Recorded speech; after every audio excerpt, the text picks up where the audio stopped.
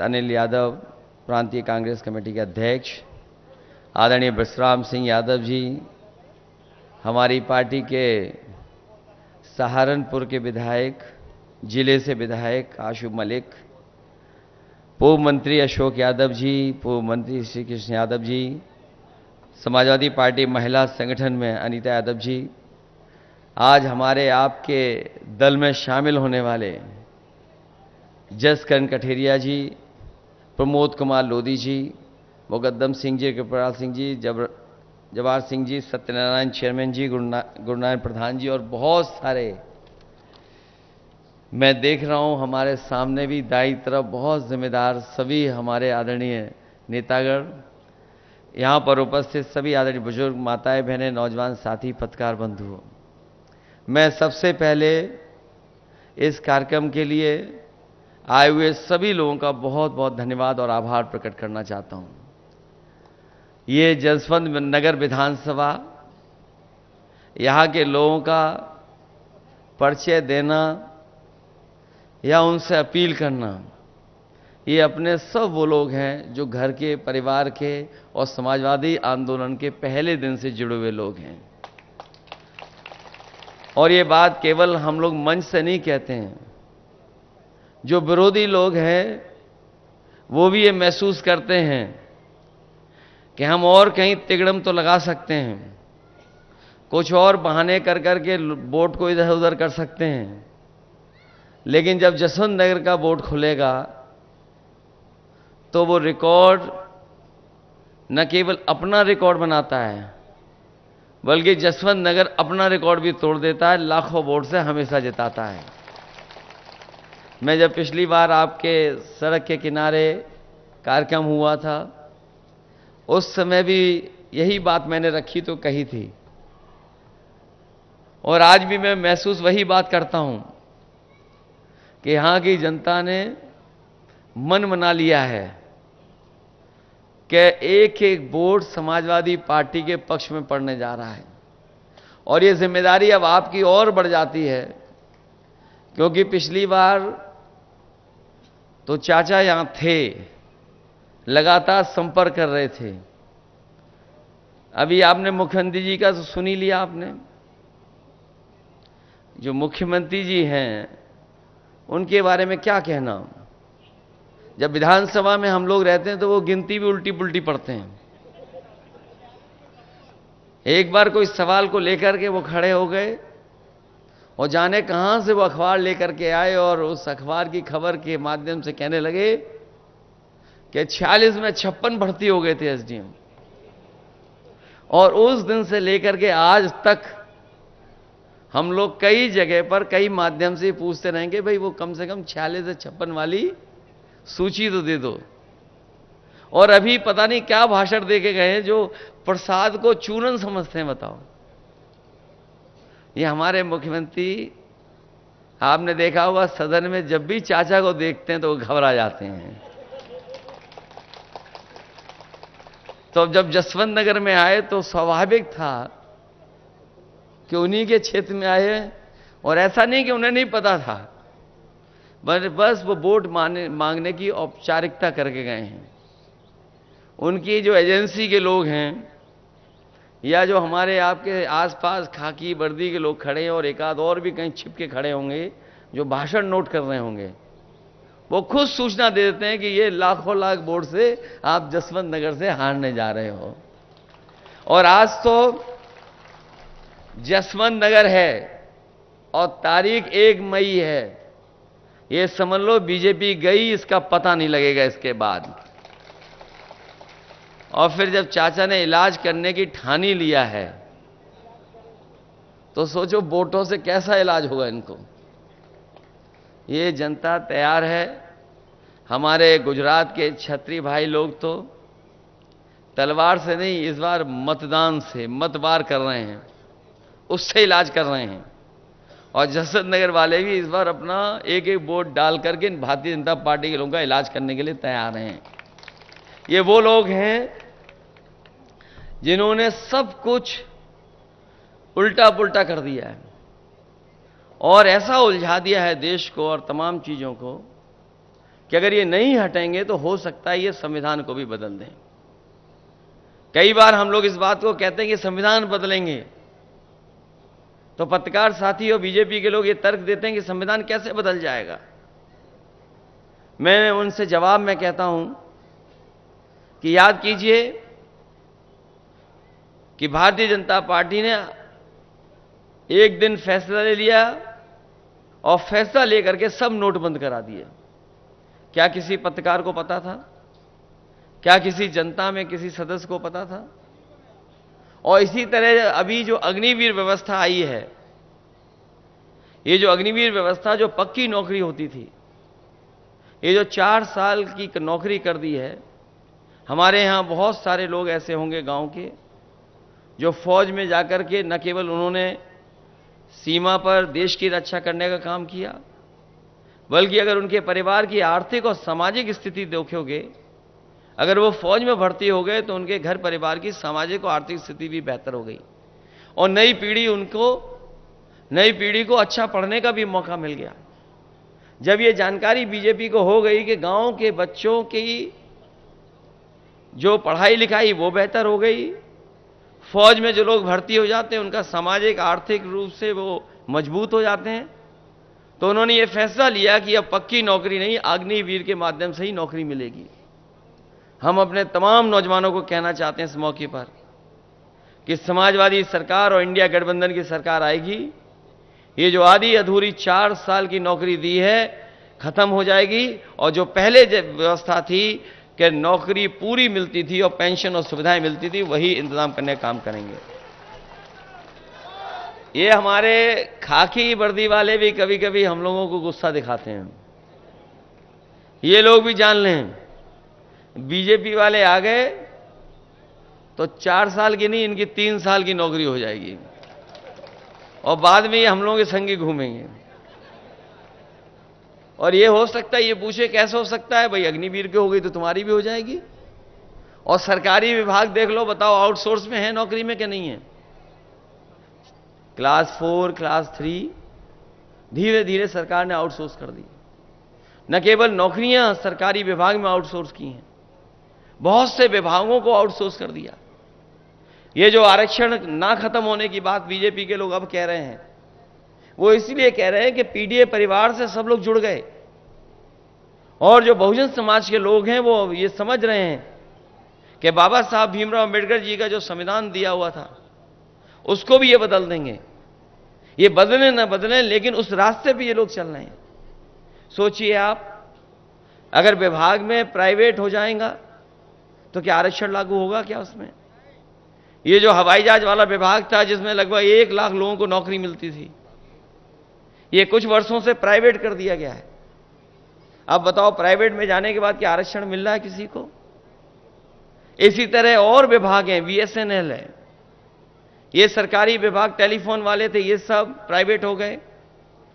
ये पानी के जहाज जिस विभाग से चलते थे वो प्राइवेट हो गया। बीमा कंपनियां प्राइवेट होने जा रही हैं, बैंकें प्राइवेट होने जा रही हैं। तो सोचिए, अगर वो आरक्षण नहीं खत्म करना चाहते तो आखिरकार प्राइवेट के रास्ते पे क्यों जा रहे हैं? इसलिए घबराए हुए हैं भारतीय जनता पार्टी के लोग। और घबराने का नतीजा देखिए, जो कभी आरक्षण खत्म करना चाहते थे वो आरक्षण के पक्ष में बोल रहे हैं। लेकिन मैं अपनी जनता को सावधान करना चाहता हूं कि भारतीय जनता पार्टी के वो लोग हैं जिन पर भरोसा नहीं किया जा सकता। इन पे भरोसा तो बिल्कुल नहीं किया जा सकता। और अब तो इनकी और पोल खुल गई। ये अलग बात है कि इलेक्टोरल बॉन्ड जो आए थे उससे तो पोल खुली इनकी, जहां पर इन्होंने चंदा नहीं वसूला था पैसा। हम और आप लोग एक दूसरे का सहयोग मदद करते हैं तो क्या थोड़ा बहुत चंदा देते हैं? कभी 500 रुपए, 1000, 2000, 5000, बहुत संपन्न होंगे तो लाखों में दे सकते हैं। लेकिन इस तरीके से कोई चंदा नहीं देता था। सब सीमाएं लांघे भारतीय जनता पार्टी के लोग और दबाव बना करके अपने सरकारी विभागों का, सोचिए कितना चंदा लिया इन्होंने। कई ऐसी कंपनियां हैं जिनके पास मुनाफा नहीं है, जिनके पास कोई कारोबार नहीं है, टर्नओवर नहीं है, लेकिन उसके बावजूद भी अपने टर्नओवर से ज्यादा चंदा दिया है। और कोई कल्पना नहीं कर सकता था कि 1,000 करोड़, 500 करोड़, 400 करोड़, 300 करोड़ तक चंदा दिया है। और ये बात मैं इसलिए कह रहा हूं, ये जो महंगाई दिखाई दे रही है वो महंगाई वसूली के कारण भी है। जो कंपनी, जो उद्योगपति अगर चंदा और वसूली के नाम पर पैसा दे देंगे सरकार को, तो बताओ मुनाफा कमाएंगे कि नहीं कमाएंगे? ये मुनाफे की वजह से महंगाई है। और आपने तो अपने बीच देखा है, जैसे हमने और आपने पुराने लोगों ने बाजार में पार्ले जी का बिस्किट पैकेट देखा होगा। पहले कितना बड़ा पैकेट आता था, पहले इतना बड़ा पैकेट था। जैसे जैसे महंगाई बढ़ी और कंपनी को मुनाफा कमाने के लिए फैसला लेना पड़ा तो पैकेट छोटा होता चला गया। अब बताओ पैकेट कितने का मिलता है? अब 5 बिस्किट का पैकेट हो गया। पहले इतना बड़ा था, अब इतना बड़ा हो गया। और ये सरकार में आ गए तो हो सकता है 1 बिस्किट का ही पैकेट बना देंगे लोग। और आपने तो खुद देखा है, बताओ बोरी से कितनी खाद चोरी हो गई। पहले 5 किलो और फिर अब कितनी और चली गई? 5 किलो और चली गई। ये सरकार में आ गए तो और 5 किलो चली जाएगी। बाद में आपको हो सकता है खाद पाउच में लानी पड़े। ये स्थिति पैदा कर दी इन्होंने। और जिसको लेकर कि ये बहुत प्रचार करते थे, अब वो बात खुल गई। फिर ये लोग हमें और आपको सबको वैक्सीन लगवा रहे थे और जबरदस्ती वैक्सीन लगवा रहे थे। हमें लगता बहुत कम लोग होंगे जो हमारे जैसा फैसला लिए होंगे कि वैक्सीन नहीं लगवाएंगे। हमारे जैसे कम ही बचे होंगे। तुम्हें तो डॉक्टर ने मना की होगी तो एक तो हमने नहीं लगवाई। अब तो बात खुल गई ना। और सोचिए कंपनी को क्या कहना पड़ गया। कंपनी ने खुद हाई कोर्ट में कहा कि हां, इस वैक्सीन के बाद लोगों का हार्ट अटैक या हार्ट संबंधी बीमारियां बढ़ी हैं।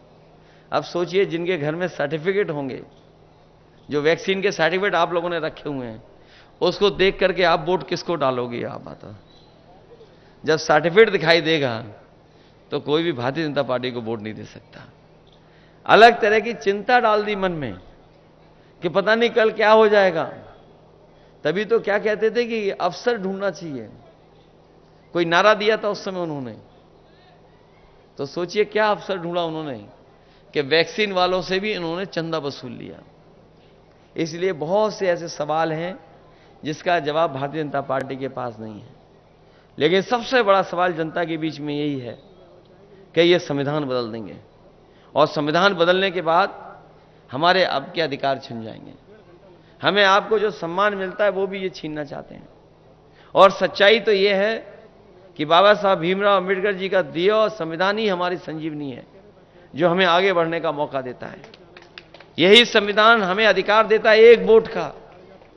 और ये अगर संविधान बदल दिया तो हो सकता है भारतीय जनता पार्टी के लोग हमें और आपको जो वोट देने का अधिकार है वो भी छीन लें।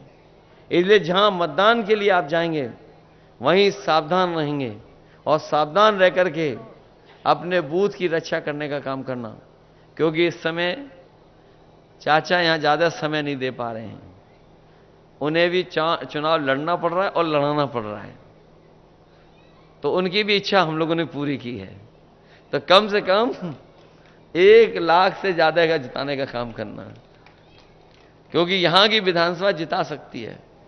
और कोई वर्ग ऐसा नहीं है जो वोट ना देना चाहता हो आपको और हमको। अगर थोड़ा बहुत हम लोग उनसे बातचीत कर लें, बैठ जाएं और उनको समझा ले जाएं, तो मैं समझता हूं हर वर्ग के लोग आपके साथ इस बार मतदान देने के लिए तैयार हैं। वो खुद महसूस कर रहे हैं महंगाई, बेरोजगारी और तमाम चीजें, क्योंकि इतनी महंगाई कभी नहीं हुई जितनी इस सरकार में हो गई। जब आज हम और आप लोग 1 मई को है, ये हमारे मजदूर भाई जानते होंगे, आज का दिन पूरी दुनिया में याद करता है मजदूरों को, तमाम उन लोगों को याद करता है जिनका योगदान है काम कर करके समाज और देश को आगे बढ़ाने के लिए। ये जो लेबर डे है, आज की तारीख के दिन योगदान, संघर्ष और उनके किए हुए कामों से जो तरक्की हो रही है उसको सब याद करते हैं। जो साथी कानून को समझते होंगे, इन्होंने कोरोना की आड़ में लेबर लॉ, जिसके लिए मजदूरों को अधिकारों को पाने के लिए मजदूरों को न जाने कितना संघर्ष करना पड़ा था। दुनिया में जहां जहां मजदूर संगठन थे, उन्होंने कई मौकों पर संघर्ष किया। न जाने कितनी बार उन्हें पुलिस से झगड़ा होने की वजह से जाने गई, जाने खोई। न जाने कितने पुलिस के लोग इस आंदोलन में शहीद हुए। उसके बाद जो लेबरों को अधिकार मिले थे, मजदूरों को अधिकार, इन भारतीय जनता पार्टी के लोगों ने कोरोना की आड़ में उन कानूनों को भी ऐसा कर दिया है कि अब लेबर के पक्ष में वो कानून नहीं है। तो सोचिए, आड़ में क्या नहीं कर सकते ये लोग। इन्होंने छिप करके हमारे तमाम मजदूरों को जो कई सौ वर्षों के संघर्ष के बाद जो अधिकार मिले थे, जो उन अधिकारों को छीनने भी काम किया है। इसलिए इनसे सावधान रह करके इन भारतीय जनता पार्टी को हटाने का काम करना। जो पहले और दूसरे चरण के वोट पड़े हैं, उस चरणों में भारतीय जनता पार्टी और उनके सहयोगी लोग बहुत पीछे छूट गए हैं। पीछे छूट गए, इसीलिए उन्होंने अपना 400 पार का नारा बदल दिया। न केवल नारा बदला है, बल्कि उनके भाषणों में आप देखो क्या भाषा का इस्तेमाल हो रहा है। जो भाषा बोली जा रही है वो लोकतंत्र में कोई स्वीकार नहीं कर सकता। और जिस तरह के शब्दों का इस्तेमाल किया जा रहा है, अगर उन्हीं शब्दों को और उन चीजों का अगर हम आकलन निकालें और बैंकों से अगर आंकड़े निकालें, तो शायद भारत में सबसे ज्यादा गरीबों ने सोना रख करके कर्ज लिया होगा। सबसे ज्यादा बैंकों से लोगों ने, गरीबों ने कर्ज अगर लिया है तो सोना रख करके कर्ज लिया है। और यही बीजेपी के लोग जो बड़े बड़े लोगों का कर्ज माफ कर चुके हैं, और इतना नहीं, छोटा मोटा कर्ज नहीं माफ किया है, लगभग 16 लाख करोड़ कर्ज माफ कर चुके हैं उद्योगपतियों का। इसलिए गठबंधन ने और इंडिया गठबंधन ने तय किया है, समाजवादी पार्टी ने फैसला लिया है कि इस बार दिल्ली की सरकार बनेगी तो अपने किसानों का पूरा कर्जा माफ होगा। जिस तरीके से उद्योगपतियों का कर्जा माफ हुआ है, उनका करोड़ों का कर्जा माफ हुआ है, हमारे किसानों का तो लाखों का है, करोड़ों का किसी का नहीं है। जब बीजेपी ने कर्ज माफ करने का फैसला लिया तो इन्होंने जो मानक तैयार किए वो ये कहा कि 5 करोड़ से ऊपर जिन्होंने कर्ज लिया उनका कर्ज माफ होगा। यहां जितने लोग बैठे हैं, आसपास जितने लोग होंगे, किसी का भी करोड़ों में कर्ज नहीं होगा, लाखों में कर्ज होगा। कि हमारे गरीब छूट जाएं, किसान छूट जाएं, गांवों में रहने वाले छूट जाएं, उनका कर्ज ना माफ करना पड़े। इसलिए बीजेपी ने जब कर्ज माफ किया तो यह फैसला लिया कि 5 करोड़ से ऊपर जिन लोगों का कर्ज है वो कर्ज माफ होगा। हम समाजवादी और इंडिया गठबंधन के लोग कहते हैं जो किसानों का लाखों लाख कर्ज है वो पूरा माफ करने का काम करेंगे। अगर उद्योगपतियों का माफ हो सकता है तो किसानों का भी हमारा माफ होगा। इसी तरह राशन को लेकर के इन्होंने गरीबों से वोट ले लिया। पिछला चुनाव था तो राशन में न जाने क्या क्या दे रहे थे, और अब जो राशन आ रहा है उसमें बताओ क्या आ रहा है। ये आपका स्वास्थ्य बेहतर करने के लिए दे रहे हैं। सोचो, पहले दे रहे थे रिफाइंड तेल, नमक और न जाने क्या क्या देना चाहते थे, और वोट ले लिया, सरकार बन गई। अब बताओ राशन में क्या दे रहे हैं। वो इसलिए बाजरा दे रहे हैं कि आपका स्वास्थ्य बेहतर हो। और ये हम अपने गरीबों को कहना चाहते हैं, न केवल राशन की गुणवत्ता बेहतर करेंगे, बल्कि जिस तरीके से संपन्न लोग या जो शहर में रहने वाले लोग पैकेज्ड आटा खा रहे हैं, वो स्वादिष्ट भी है या उसमें गुणवत्ता भी है, पौष्टिक भी है। समाजवादी सरकार और समाजवादी लोगों ने तय किया है कि अपने गरीबों को भी पौष्टिक आटा के साथ साथ डाटा फ्री दिलाने का काम करेंगे। और डाटा इसलिए कि दुनिया में बड़ा ताकतवर देश अमेरिका, आप पता कर लेना, जानकारी कर लेना, कई शहरों में लैपटॉप फ्री दे रही है अपने बच्चों को। वो इसीलिए दे रही है लैपटॉप क्योंकि वो समझ रहे हैं कि जिस समय कोरोना आया था, संपन्न परिवार के लोगों ने, बच्चों ने तो पढ़ लिख लिया था, और जो गरीब परिवार के बच्चे थे, क्योंकि उनके पास कोई न इंतजाम था, ना कंप्यूटर था, ना लैपटॉप था, ना अच्छा मोबाइल था, वो पढ़ाई लिखाई भी नहीं कर पाए, उनके सालों साल चला गया। लेकिन जो संपन्न परिवार के लोग थे, जिन पे मोबाइल था, लैपटॉप था, कंप्यूटर था, वो ऑनलाइन पढ़ाई कर सकते थे। और हम तो ये कहते हैं कि जो समाजवादियों ने लैपटॉप दिए थे वो उस समय भी इस्तेमाल हुए, और आज भी जहां होंगे वो आज भी चल रहे होंगे, और जब कभी भी ऑन करते होंगे तो उसमें नेताजी और हम ही लोग दिखाई देते होंगे। उसकी भी नकल कर ली हमारी इस सरकार ने। हम लोगों ने इतना बड़ा दिया था लैपटॉप, इनने इतना कर दिया उसको, और उसमें उंगली घुसते रहो तो वो चले नहीं चले पता नहीं। और 100 नंबर की भी नकल कर ली। एम्बुलेंस खराब कर दी। एम्बुलेंस इसलिए दी गरीब की मदद हो जाए, लेकिन एम्बुलेंस भी खराब कर दी। 100 नंबर इसलिए दी थी कि गरीब को भागना ना पड़े, थाने ना जाना पड़े, अगर कहीं झगड़ा हो, कहीं भी हो, फोन करे तो उसके पास पहुंच जाए। और जब से इन्होंने 100 से 112 किया है, तो इन्हें पुलिस वालों को ही लगा कि जब सरकार ने नंबर बढ़ा लिया तो हम भी अपनी वसूली बढ़ा लें। तो ये स्थिति पैदा हो गई सरकार में। इसलिए हम आपसे निवेदन और अपील करने आए हैं कि ये चुनाव मैनपुरी का पूरा देश देखेगा, पूरा देश की नजर होगी यहां पर। ये मैनपुरी नेताजी की वजह से और आप लोगों की वजह से पूरे देश में इसकी पहचान है। कम लोकसभाएं होती हैं जिनकी पहचान देश में बन पाती है, और जो वीआईपी लोकसभा जिनको गिना जाता है, माना जाता है, ये मैनपुरी भी वही लोकसभा है। इसलिए पूरे देश की नज़र होगी। जब आपने बाई इलेक्शन में मेहनत करके और साथ लेकर के इतने बड़े वोटों से जिताया था, हमें उम्मीद है कि ये तो परिवर्तन और सरकार बनाने का चुनाव होने जा रहा है, और बीजेपी को हटाने वाला चुनाव होने जा रहा है। इसलिए आप सब लोग मिलकर के पहले से ज़्यादा वोट देकर के समाजवादी पार्टी को रिकॉर्ड मतों से जिता देना। यही निवेदन, यही प्रार्थना, यही अपील मैं आपसे करने आया हूँ। ये क्षेत्र तो वो है जो चाह लेगा वो हो जाएगा, और हमें भरोसा है कि सब लोग मिलकर के मदद करेंगे। बहुत बहुत धन्यवाद।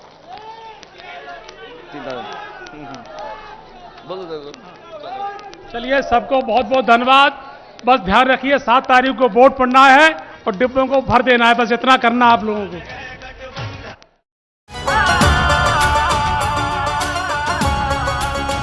किसी को लालच से जोड़ा, किसी को ईडी ने तोड़ा, मनोबल भारत का था जो वो तानाशाही ने तोड़ा।